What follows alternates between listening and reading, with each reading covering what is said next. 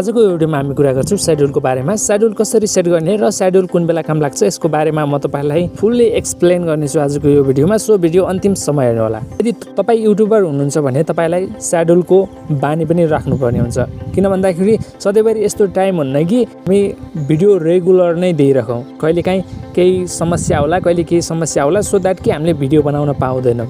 त्यति बेलामा यदि तपाईले पहिले भिडियो बनाएर शेड्युल गरेर राख्नुभयो भने त तपाईको भिडियो कन्सिस्टेन्सी नै जान्छ। ऑडियन्सलाई पनि तपाईको भिडियोको प्रतीक्षा हुन्छ र उनीहरु पनि तपाईको भिडियो हेर्न पाउँछन् र दोस्रो तपाईको भ्युज डेट हुँदैन। किन भन्दाखेरि कहीं भिडियो अपलोड गर्ने कहिले भिडियो अपलोड नगर्ने भएपछि च्यानलको भ्युज डेट हुन्छ। सो दैट कि हामीलाई भिडियो शेड्युल गर्न जरुरी छ। भिडियो शेड्युल कसरी गर्ने स्क्रिनतिर जाउँ। YT स्टुडियो एप ओपन गर्नुपर्ने हुन्छ। यदि छैन भने तपाईले प्ले स्टोरबाट डाउनलोड गर्नुस्। त्यसपछि तपाईको अगाडि यस्तो अप्सन खुलेर आउँछ। तपाई कुन भिडियोलाई शेड्युल गर्न चाहनुहुन्छ त्यो भिडियोलाई सिलेक्ट गर्नुस्। म यसलाई गर्छु। त्यसपछि तपाईको अगाडि यस्तो अप्सन आउँछ। तपाईले यहाँ पेन्सिलको अप्सन देख्नुभएको होला, यसमा क्लिक गर्नुस्। त्यसपछि तपाईको अगाडि यस्तो अप्सन आउँछ। तपाईले यहाँ अनलिस्टेड भन्ने अप्सन छ, यसमा क्लिक गर्नुपर्ने हुन्छ। त्यसपछि तपाईले यहाँबाट भिडियोलाई प्लिस गर्न सक्नुहुन्छ। त्यसपछि मेयर गर्न सक्नुहुन्छ, प्राइभेट गर्न सक्नुहुन्छ। त्यसपछि यहाँ देख्न सक्नुहुन्छ लास्टमा छ शेड्युलको अप्सन।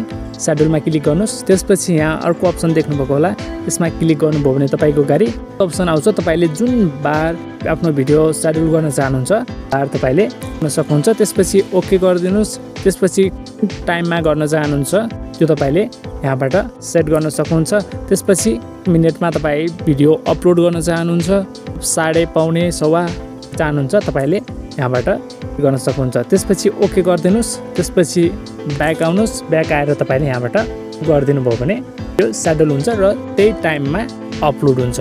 यो भिडियो कस्तो लाग्यो, मन पर्यो भने लाइक, कमेन्ट, शेयर, सब्स्क्राइब गर्नु होला र नेक्स्ट भिडियो कुन टपिक्समा हेर्न चाहनुहुन्छ कमेन्ट गर्नु होला।